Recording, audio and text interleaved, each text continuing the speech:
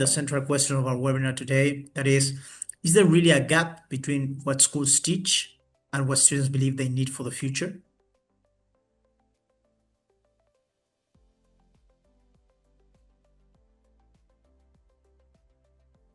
Absolutely, Edgardo. Thank you so much for the introduction, and thanks everyone for joining. And my short answer would be yes. There is a gap. The evidence is increasingly telling us so, and not necessarily because schools are failing, but because what we are seeing through the OECD research, through the student voice, and also through GPTS, school diagnostics, is that young people are increasingly telling us that there are other things that they need. They're no longer only asking us for knowledge, right? But they're asking us for critical thinking, social skills, for confidence, for creativity, self-direction, and purpose. And these outcomes are not necessarily ones that traditionally schools measure. So the gap is real.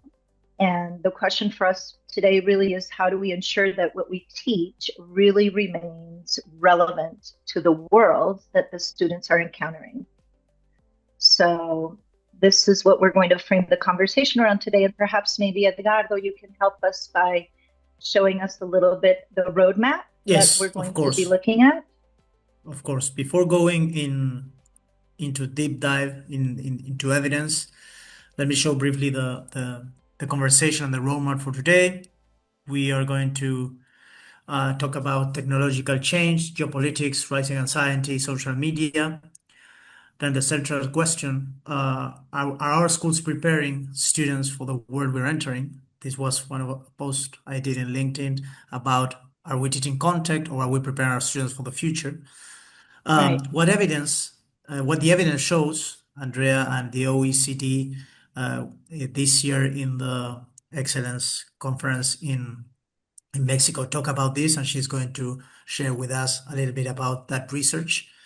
Also the gap, especially in upper secondary, and with the age, why it's widening, and afterwards, how the companies and enterprises are looking for skills that our students do not have, what schools can do, and of course the Q&A questions. But of course, we believe with Andrea that this could be a more conversative webinar. If you have questions, you can put them in the chat and we can address them at any point, not to be in a lecture mode, but just a conversation. And we have a lot of good teachers from all over the world. I'm seeing Simina from Romania, the people from Moscow, and different people from all over the world, Mehdi from Istanbul.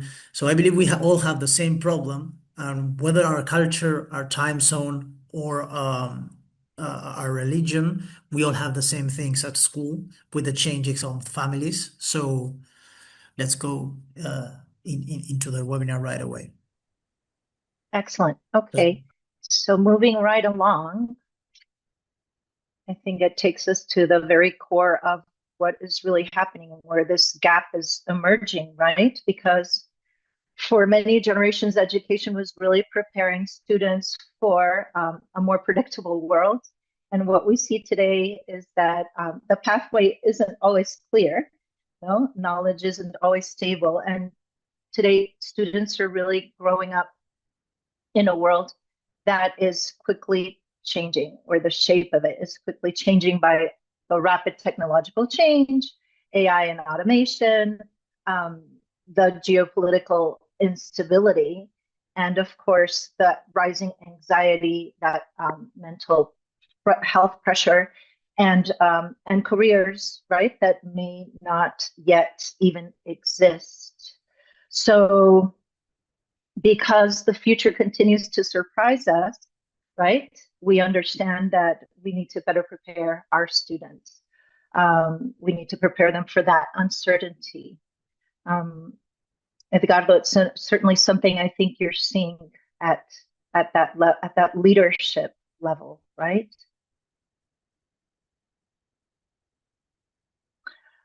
So this, together with the understanding, Edgardo, that the world is really no longer rewarding us for what we know, right? It's one of the most important educational shifts of our time because knowledge really still does matter and academic rigor still really matters, but it's no longer enough. So the kind of things that are easy to teach and test are now really easy to digitalize and to automate. So what becomes more valuable really are the deeply and more human capacities. Yeah. We have judgment, the ability to critically think and discern knowledge from everything that is accessible through AI, creativity, initiative, that ethical reasoning, and collaboration. So we are really being pushed to ask what makes us human in a world where all of this information is so abundant. Yes, and I think also this is where many schools feel a real tension because academic content remains essential. But at the same time, schools are increasingly aware that success in life also depends on qualities that are harder to teach, sometimes harder to measure, like problem solving, teamwork, resilience. Um, so perhaps this leads us to another reality schools are facing every day, because even if students are learning, can we truly thrive if they are not well? Absolutely. And here we have it, Edgardo, the number one health concern. And this comes from fresh data from the OECD, as you said, that we learned in the bigger conference earlier this year in February. We understand that today and rising in our classrooms is mental health. It's no longer stress or drug abuse or any of the data that you see here, but mental health. So can students really learn if they are not well? And the evidence increasingly tells us that no, that not in the way that we would hope that they can to reach their full potential. And really, schools, we understand now, are almost taking the well-being as an extra conversation, which is separate from learning. And that is opposite to what we know and what we diagnose. Well-being is actually foundational to learning because when students are anxious, they're emotionally overwhelmed, there is a disconnect, and they become more chronically stressed, and they struggle with their own identity, with belonging, with pressure, and they become deeply affected. So the biggest concern today, then, we have it at the doorstep of our classrooms. And this is why perhaps the real shift that schools must make is not seeing well-being as something separate from performance, but really start seeing it as the infrastructure that will allow performance in our classrooms to happen. Yes, I agree. So, I agree, and also sometimes you see students that are physically present in classrooms, but also emotionally, psychologically, and socially, they have previous carrying more than previous generations nowadays with social media and everything, right? yes, social media is really adding to that. The World Happiness Report just delivered a very special chapter on that, whereby they measured the impact of social media on well-being, and we were very privileged to hear about that very fresh data delivered in March. And certainly it's something that schools are starting to be very mindful of, as are countries, and as is the policy developed around how accessible or how much access we should give to the youth, specifically under age 16. And I'm not sure if in your countries or in your regions this is something that is being talked about, or how you handle this at your schools, that maybe somebody would like to comment on. Because we understand this can be very overwhelming. Just making a little pause here for people in the audience to contribute their ideas to this very interesting dynamic that we're seeing with teenagers and social media. How does it happen in Moscow, for example? Are students allowed to bring their devices to school? What is the policy that you see around that in school or maybe in the country? Is there being any, do you see any parallels moving forward with this bigger idea? Or maybe in Istanbul, if you want to comment, Mehdi, in your experience, Yes, what does that look like with mental health concerns in the classroom, social media, and its impact on student well-being? yeah. Well, actually, that's. I think it's a very golden question. Are we preparing a student for the real world? Well, I do believe it depends. First of all, it depends on the curriculum that the school is preparing for students. If the curriculum aligns with the real world experience, so I think you have passed the 50% of the way. Second item, I do believe is the parental support, which in many cases we fail. As an example, at school, we do follow ILP program, so individual learning program. We Okay, detect some students that they do need supports, academically and socially supports. There are a got it. list of solutions for these detected problems. Some of these solutions refer to, let's say, students, some of them to the mentor, some of them to the subject teachers, and some of them refers to parents. So now the question is, will we get the support from the parents? Some of them Oh, respond, but some of them right. no. Still, I have parents that after a series of corresponding, they didn't answer anything. And if we do meet them at the beginning of the year when they want to register the kids, and at the end of the Yeah. year, they want to receive the report card. That's it. This is Yeah, the main concern. the And main dichotomy. Mhm. yes, and the third one, as we're talking surrounding, society, friends, Right. social medias. And Agree. unfortunately, we noticed that uh, they will provide us with something, a device, system, mentality, and then the teaching or how to use it will come next, or even it won't come. You find yourself in a situation that you need to deal with something because everyone is using it. If you don't use it, then you're not that much cool. Of Imagine, course. yeah, imagine if you don't have, for example, Facebook, but no one told us how to use it. What are the Right. standards? It's not like driving. For driving, they're strict. You have to have your driver's license, then you can drive. We do have age restriction for some platforms, but I don't think that it is considered seriously. They can use the parent, or they can use other, let's say, tricks to get into that application. I do believe the last item, which is surrounding or social networks, Hmm. is not that much restrictly or perfectly monitored by authorities, or then when it comes to school, then we need to apply some internal rules or regulation. Here, we don't allow the students to use their phone during the school hours. They can bring their phone to school, but it needs to be in their backpack.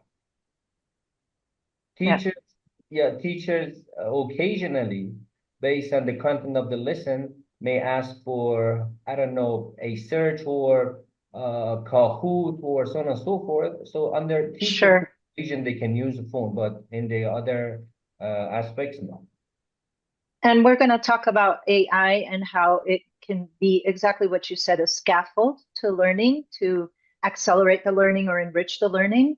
But I think you were very right to say this is the central question. What is the Yeah. purpose of education? And if we gave each person here a moment to sort of reflect and provide an answer, I think we'd be very much aligned, right? In that piece where the transmission of knowledge and preparing students, to enter the world. But the questions here are very philosophical, right, Edgardo? Yeah, they're very Um, existential questions. I was going to address on that. yeah, Who am I? Why am I here? What matters to me? And that makes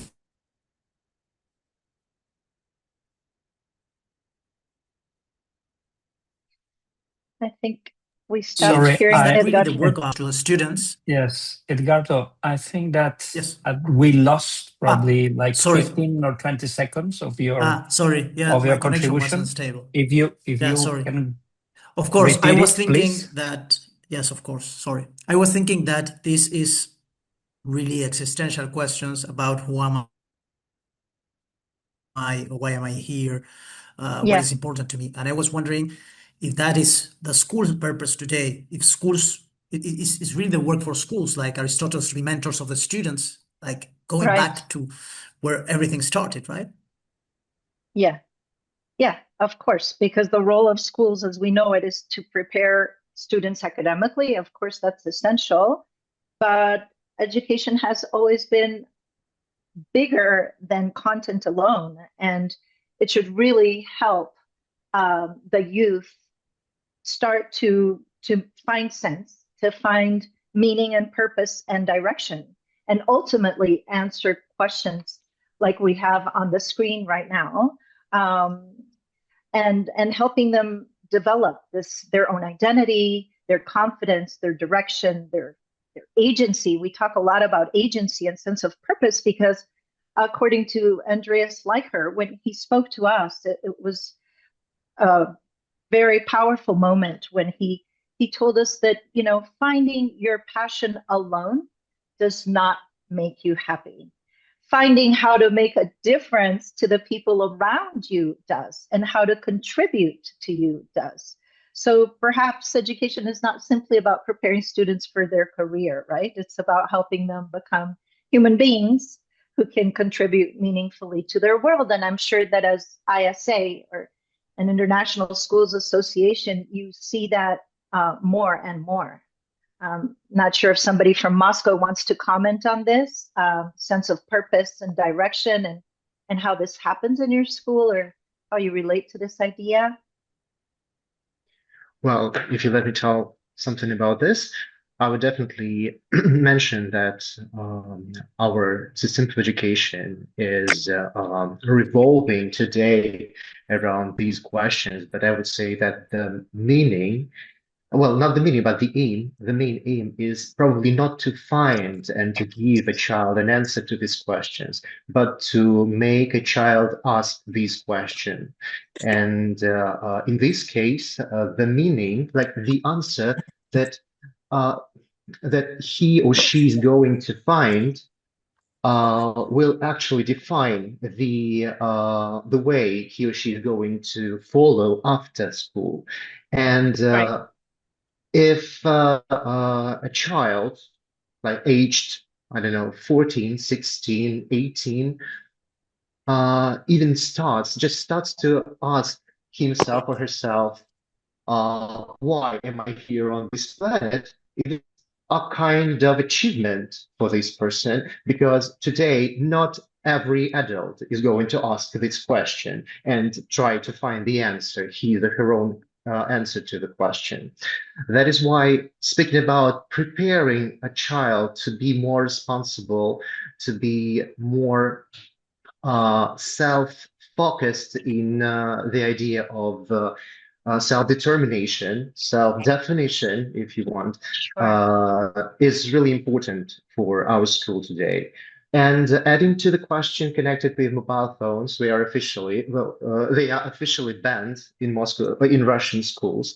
Though we see a lot of children having them, it means that we cannot use them as a tool in the classroom. It is somehow connected with the size of the screen, as far as I remember. So something connected with the problems with the eyes, because we need to use tablets, we need to use some interactive boards, but using mobile phones in the classroom is not recommended or even banned.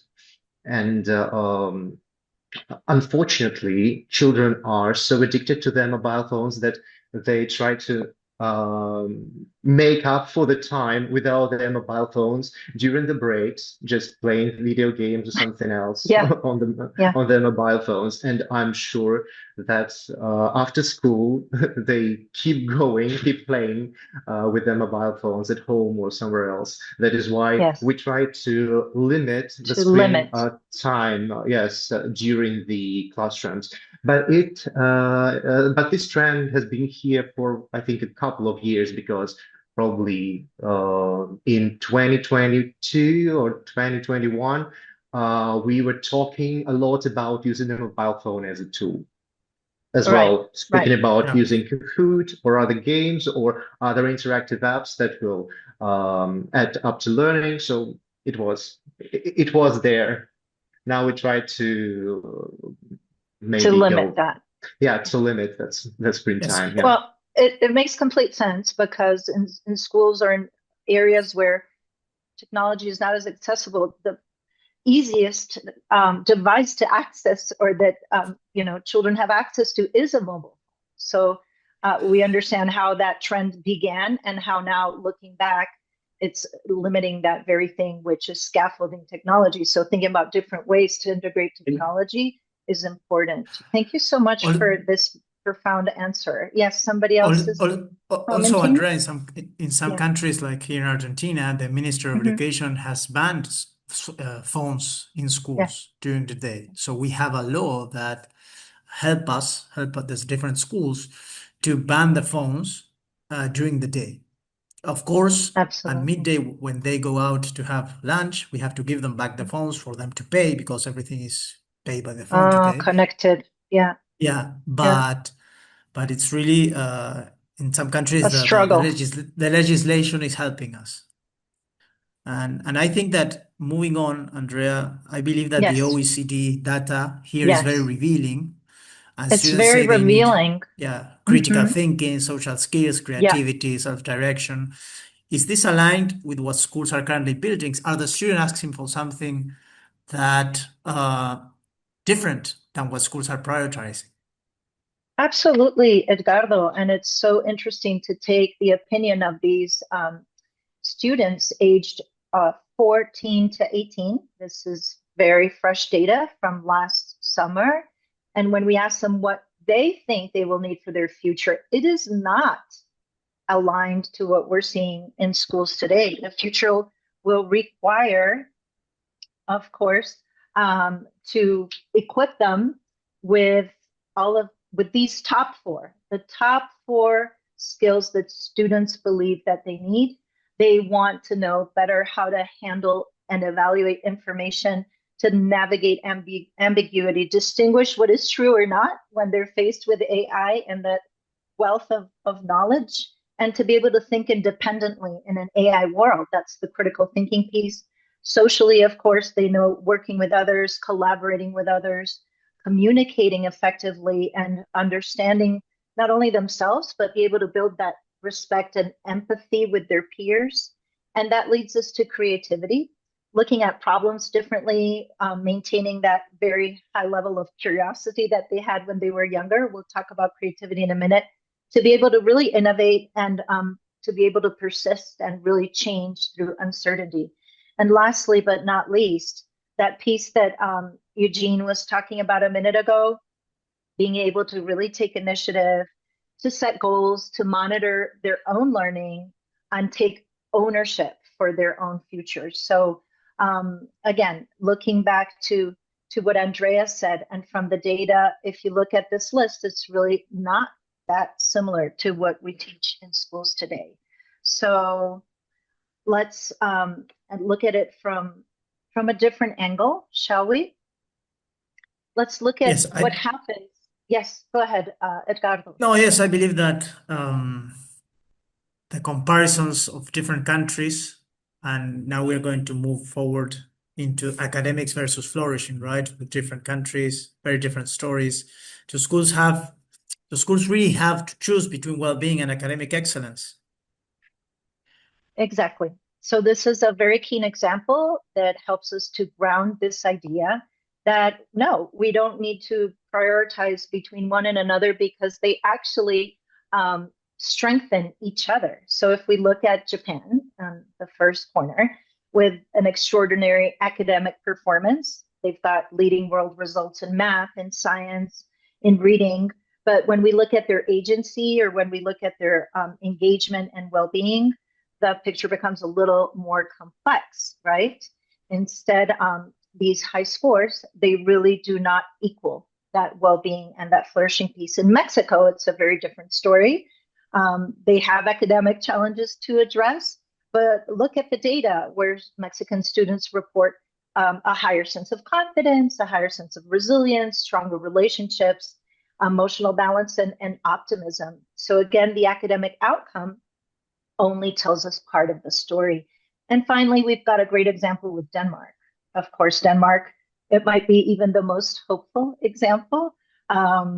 Here we have students that can experience strong academic performance, a high well-being, higher agency, of course, and that confidence and social capability all at the same.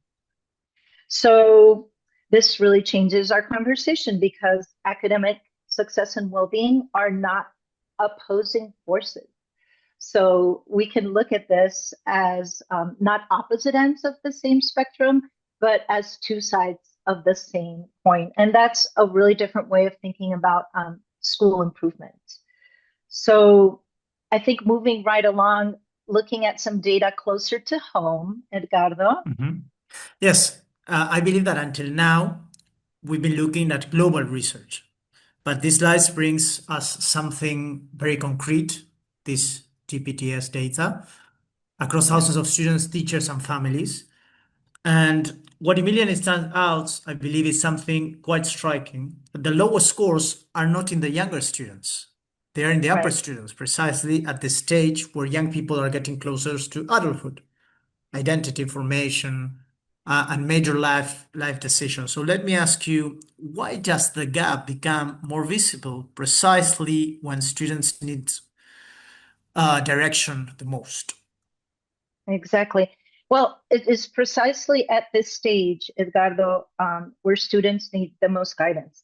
They need the most confidence. They need to discover their identity. They need most direction, sense of purpose. You named all that. And they need tools to navigate uncertainty. And these upper secondary students are really there at that threshold. And what we're seeing is that schools are becoming increasingly focused on exams, on their university pathways, on their academic performances, and on measurable outcomes, which are very important.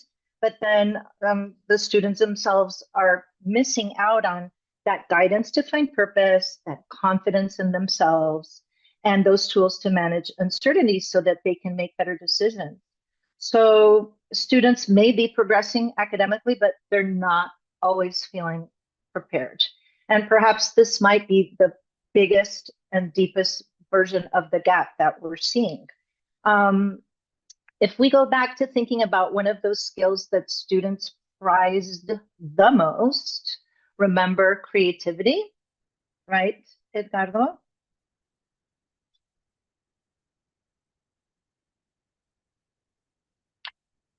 So if students say that creativity... Edgardo, it seems that your mic is close and we didn't hear your contributions. Yeah.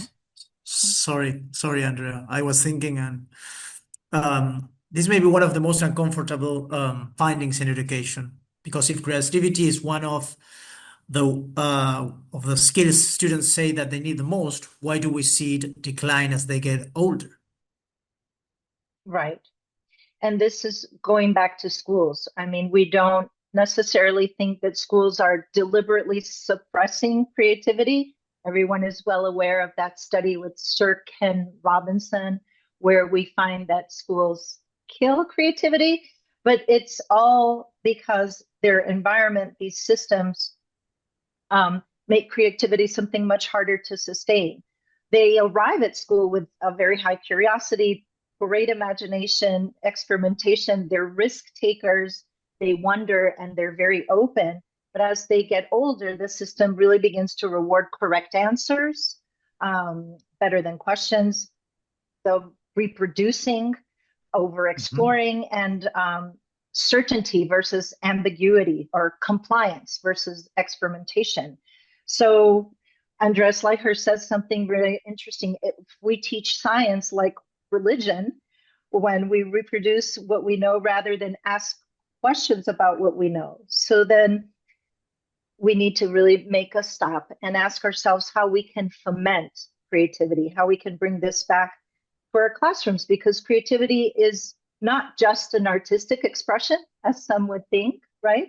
But it's really about seeing things differently, asking questions, trying a new approach, and taking risks, certainly tolerating differences, and knowing how to persist through failure, knowing how to connect new ideas in different ways. And these are not just nice to have qualities anymore. They're really essential future skills. And perhaps that brings us to one of the most important findings in the education research, because when we ask what makes the greatest difference in student learning, well-being, confidence, creativity, and resilience, the answer keeps pointing back at one place, the teacher, right? So Exactly. the research here is very clear. It keeps coming back to the teacher, but why is that? What is the most powerful variable in student well-being? Exactly, Edgardo. I think that you know this, and I think that the people sitting with us here know it too. Because students really learn best from the teachers that they trust, and teacher support really predicts, as Eugene was saying, when students feel supported, it makes them feel self-directed. It reduces their anxiety. It increases their academic success and their sense of belonging and their motivation. Students learn best from the teachers that they love. So that really makes education relational and less transactional. In the self-directed learning, students really learn how to set goals, take ownership, monitor their own progress. When they have teacher support, of course, it's extraordinary, because it really helps them to take that learning to the next level and take risks. And it doesn't mean when students learn best from the teachers that they love, that teachers need to entertain students. Sometimes there's that false belief that teachers need to act like clowns and really make kids have a great time all the time. What we mean by that, students learn best from teachers they love, is that when there's an adult in the room that they can trust, they can feel safe with, they can feel seen by, heard, paid attention to, somebody that believes in them and really experience them as an ally, it really makes them successful. So relationships are really not peripheral to learning, but they're central to it. And this is why the teacher is at the heart of student well-being. I agree. And also it's very difficult for us, the ones who are in the leadership team, to help them and to give them the tools that they need also to these new kind of students. But let's go into, because I know we are running out of time. Yeah, let's we're go running a little bit out into- of time. Into AI. Should schools Yeah. be excited or cautious about AI? Yeah. Yes, what a great question. Well, both, yes, excited and cautious, because we know today that it's not this magic power, but it is an accelerator. And there were great examples given by our audience earlier. I don't think we need to repeat that. But I will say this, it can really truly deepen learning by personalizing it and by empowering teachers, rather than creating a dependency, which is what some of you were talking about, and scaling it with bad practice. So AI should really not be a crutch, but a scaffold to better and deeper learning. And Edgardo, another great idea that we want to bring to the audience is how we make all this invisible stuff, right? That well-being, that belonging, those relationships, how do we really make that visible to the school community? Yes, of course. I believe the question here would be, why is the measurement such an essential bridge in this conversation? Because in the past, schools guide themselves by intuition, by like my grandmother, what she thinks it was best.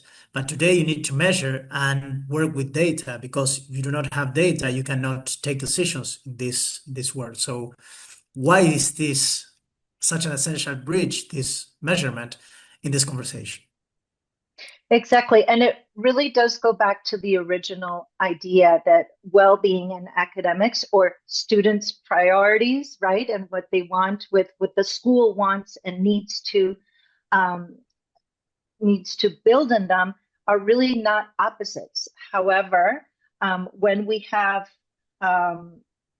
school measuring broader human outcomes, is really what Edgardo just said. You can go back and put your intention in what you're measuring, and then create actions that are aligned to nurture and to improve. So in that sense, having data to make the invisible visible, the well-being piece visible, becomes crucial in attending to students' priorities, right? And moving right beyond here, what happens, right, when schools really start to measure and take steps in this direction? We have some really great longitudinal data. Edgardo, I think you've been through the process, and you know what for you really happens when schools measure what truly matters. What do schools learn? What changes within the schools? And then we can talk about the GPTS more longitudinal data. Yes, of course. We went through the process with some of people that are here in this webinar. And I believe that it's very important for us to see things that we maybe sometimes we have blind spots, and to hear the students, and to be very, transparent with the community. I think that when you measure and you tell the community what is happening, you give them a voice, to the students, to the teachers, to the parents. I believe you start constructing something much more, and I think it's go back to purpose and agency, where everyone is protagonist of the education, the parents, the students, and the teacher.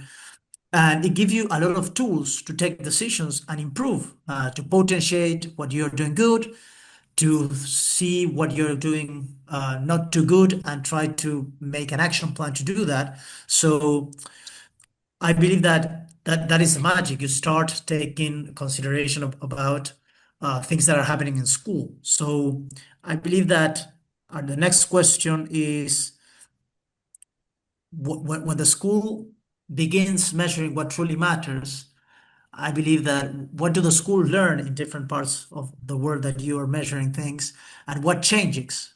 What are your experiences with that?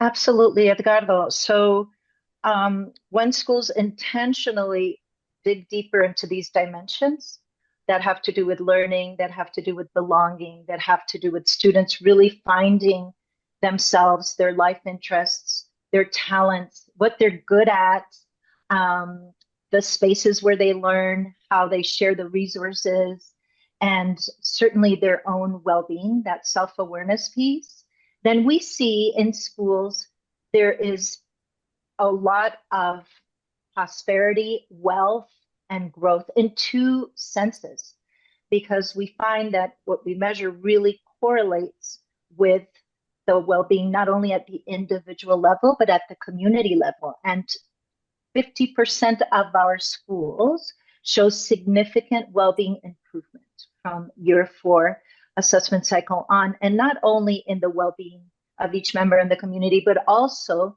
in the growth of the community as well. So 70% of our schools by the 3rd year cycle will have grown at least in 10%. I don't know if Ramon, you want to comment on anything on this particular slide that I know you're very keen about, our Education Flourishing Index, and how it makes that element to reach educational excellence visible, which is the well-being component. Thank you, Andrea.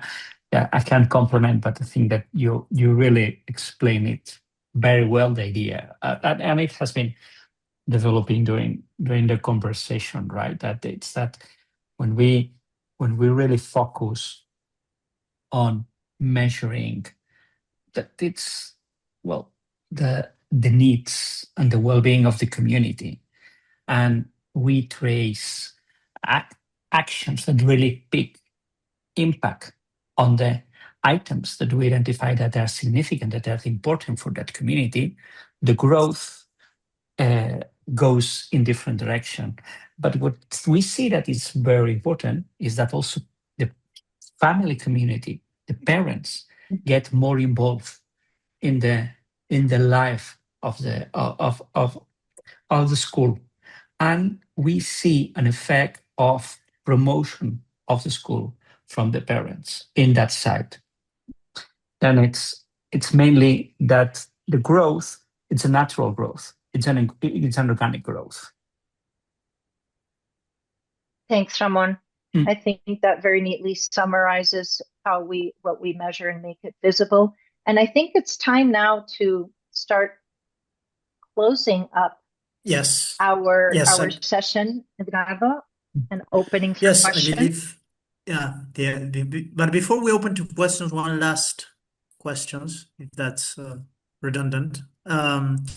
If you could leave school leaders with a final thought on the title of our webinar, how do schools begin bridging the gap? Absolutely. And I think that one of the keys here is that we don't look at that gap as a failure. It's just a signal. It's a signal that makes us think about how the world is changing. It's a signal that our students are telling us something that's really important. And it's a signal that education is being invited to evolve. So I think we need to intentionally ask ourselves if we're really building the skills that students need for the world ahead. And if we're listening to what the students are telling us, and if we're measuring outcomes that go beyond academics alone. How are we making all of these invisible skills visible, and creating learning environments with students can really relate to each other, can really create, can really grow, and can really think. So we're not going to abandon academic rigor. We're just going to bridge and expand, right? Bridge the gap, to go back to the title as you asked, Edgardo. Thank you. Thank you for the opportunity to speak to the ISA community.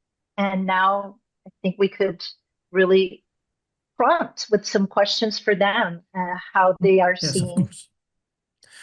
Also, Andrea, I believe this is a global thing because we have 6 schools from 6 different countries and with different time zones. And it's very valuable for us to have this kind of participation from Romania, from Russia, from Nepal, from Turkey, from the USA, from Argentina. You can really see that the problem is global. It's not only in one part of the world. And I believe this is very representative to the discussions that we have today. And I'm really glad and thank for everyone that joined today. And we have 10 or 8 or 10 minutes to have some discussions or some questions that you want to ask or share a problem or a practice that you're doing at your school about well-being or about measurement or about how you're bridging the gap. So the floor is yours. You can open your mic and ask the question or put it in the chat. We have a hand up. Yay, from Miss Paula. Welcome, Miss Paula. How are you today? Hello, I'm Paula from Argentina, St. Catherine's Moorlands. And just when you were talking about well-being, and that's something that we are all very worried about and working hard on it. And even though the schools, in my case, and I'm sure in many schools, are putting a lot of effort on having solid group of professionals to support our students.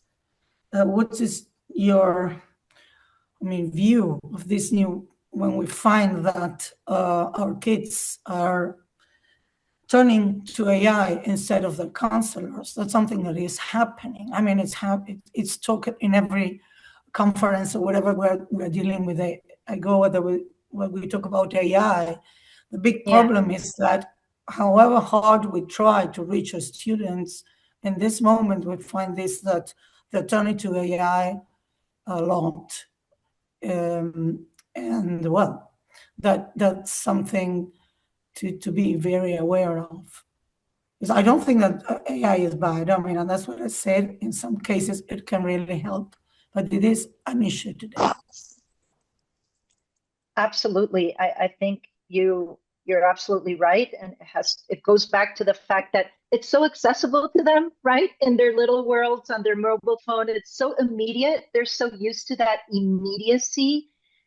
They don't tolerate that waiting in between responses, and it's something they can get right away that takes off that load. It helps them shift their thinking.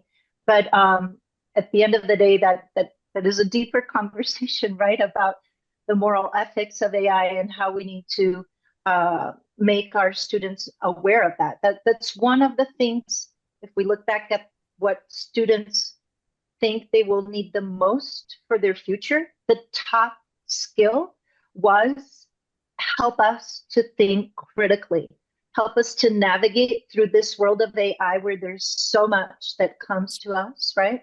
How can we really discern what is right from wrong or what is true from false? And certainly that these AI agents are not human.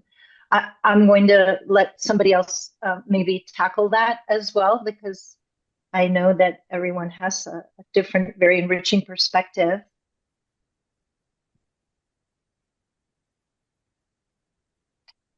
I see that there are many mics that they were open. I think that there is more people that wants to contribute. Yes, of course. Yeah, Hello, Miss Nay, Ms. Nay? yeah. welcome. Thank you. Namaskar. Good evening, everyone from Nepal. Sorry, I joined a bit when the session was going on. I'm from Swasti Shri Gurukul, Kathmandu, Nepal. But thank you so much for such a wonderful session. A lot of takeaways, And here I was thinking, it's just me struggling with the mobile phones of the kids and everything.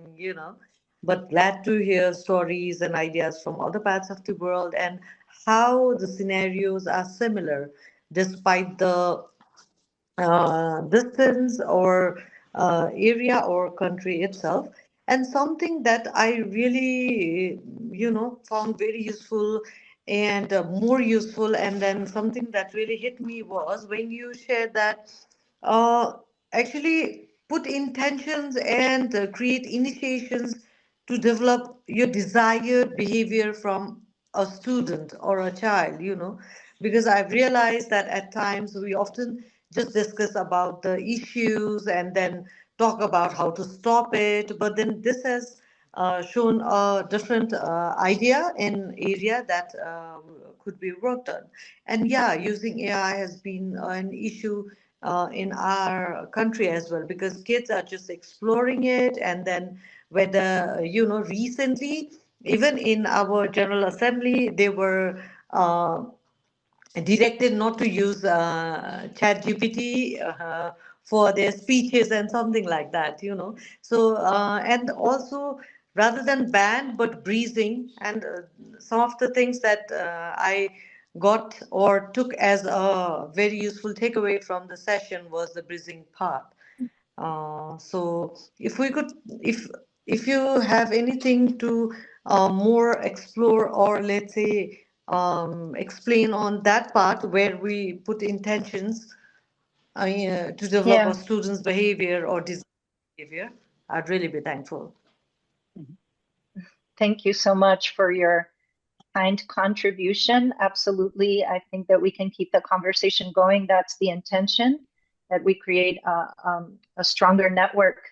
And thanks for sharing from your experience. It actually enriches what we're thinking on. Miss Nay, happy to meet you from Nepal.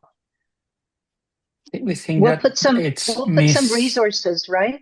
Yeah, For yeah, everyone. we're saving that. I think that maybe we might need another session to explore these topics that came up here. I think that Miss Arlene wants to say something, and maybe with this, Edgardo, if you want to manage, I don't know the timing. I don't know what's the availability of Oh, everybody. we can have 5 more minutes. I believe Okay. Arlene from Avantgarde from the USA wanted to have a question, and then Hi, Arlene. Welcome. Hi Thanks, there. Edgardo, for getting 5 more minutes for us.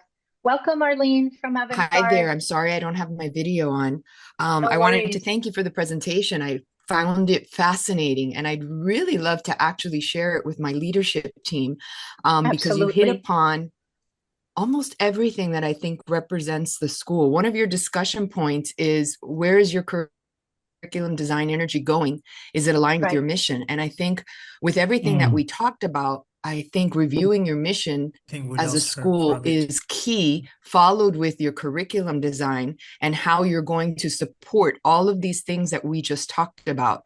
I can share with you that, it fit our school so well, this discussion, because our mission focuses on leadership through service learning and academics through STEAM strategies. So that leadership through service learning is a program that's all about teaching leadership skills, which includes all of the communication, the synergizing with people, the working with people, communication, everything that we just talked about. Because yes, that is the critical need for this generation to be prepared for the future. And I think that that's where schools really need to go back to. I also find it interesting here as well in Broward County, the public school has banned, the phone use in school. And I believe that now we're also talking about, reducing the technology time, because again, Right. we want to make sure that we are working on those skills. So, when we talk about what is your curriculum design energy going, I think that is a fantastic question and a fantastic starting point for everyone to really put in all those pieces that you just talked about. Thanks for this great contribution. It actually brings us back to one of the starting points where I think it was Mehdi. I don't know if you've heard him from Istanbul International School. He actually talked about this core piece of the mission when your parents are not aligned with that, and how we can get them to have that buy-in. Because your next step, right, after your curriculum design energy is aligned with your mission, is to get it out there and inform and have every one of the stakeholder groups be a part of it, right? Or at least have some ownership and create that awareness. So it's all connected. Arlene, thank you for your contribution. Let's keep the conversation going. I'm sure Edgardo can help us facilitate that and facilitate these resources to you and your Yes, leadership of team. course. I believe we can have one more question and then we can close. I don't know if someone wants to make a last question. You can open your mic and.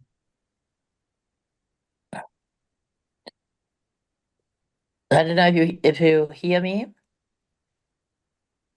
Yes, it's We hear you. Mabel. Yes. Yes. I don't know why my camera is not it's out, but maybe you can hear me. What I Yes. think is that if we start with the young kids, trying them to be, to be creative, to be part of it, if we start teaching them how to make their own learning profitable, to make them be creative, to make them work in groups, to make them. Then when they get older, they go back to that, or they go on with that. And another thing is to bring the parents together, to have sort of a tripod learning where the kids are in the middle, the school and the parents work together to give them the same values and the same things that we want them to be as long life learners, and to be sensitive with other people, to have leadership skills, to have a service learning, to help other people, other kids, do it in between in the school and between schools. Then when they get older, they know better how to manage all this. And I think the IA is good for some things, but you have to teach them which are the best things that they can do with it, how it can help them. And on the other hand, what are the backdoors or the things that it's not good to use? I know, that's Absolutely. my view. Thank you so much for your contribution. It really makes us look back at one of the most important points that has emerged today from OECD research. The latest study, the latest international study published in May 2026, comes from the International Early Learning and Child Wellbeing Study, the EELS. And I'm mentioning it because the report talks about what you've just said, Mabel. If we teach the young, we plant these seeds and we build the strong foundations for life, well, does that have an impact in the long term in their lifelong learning and their careers as students? And this study examined more than 23,000 5-year-olds across several countries and regions. So it's a very interesting piece of work that now informs the work that we should specifically be focusing more on, because traditionally early childhood education focused more on care, not on education and instruction. So the earlier we can provide this social emotional support and really teach. You said this other thing that was so important. These are things we need to expressly teach. Creativity is something that is taught. You're not just born with it. So I agree with you, Ms. Mabel, that we need to start with the very, very young. Thank you for your inspiring contribution. Thank you. And also, it's not only with 5 years old. I think you can start with 1 year old. Yes, absolutely, Ms. Mabel. We do. We know from home, from our own babies, right? We start very early on. Absolutely. Thank you very much. It was very interesting what you all said. Thank you. It makes it all the more interesting with everyone here and sharing our different opinions and co-constructing what we can do as we move forward and navigate through education, the future of education. Thanks so much, Edgardo, for hosting us from ISA. It is truly an honor to be in this partnership with you. Thank you, Andrea. Thank you, Ramon. Thank you all that were today collaborating and co-constructing our ideas and this difficult and complicated theme, how to bridge the gap.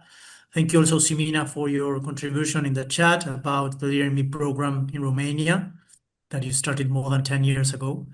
And I believe that we can have, if there's an interest, we can have, as Ramon says, another session in the next months about these things that preoccupied us and that worry us, and we can start contributing. So thank you, everyone in each part of the world that joined today. I believe that this was a very representative webinar, and what Neha said from Nepal, that everyone is struggling and working with that, what Paula contributed, what Mehdi Paula, yes, Pablo. your contribution was so important, and we understand that perspective, and we have so much to contribute as an answer to you.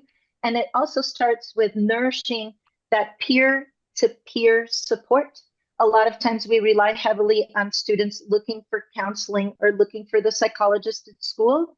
We work diligently with the youth voice and how we can better support well-being from peer to peer. We have strategies and work with larger organizations that are doing this, specifically Kavash, who's one of our partners, but more about this, and we can talk about it and how to better support you. Thanks for that question. It was really thought-provoking. Thank you. Thank you. Thank you, and have a good day ahead. Thank you, Pablo from Russia, Frank and Arlene from the USA, and thank you all for coming. Thank you very much.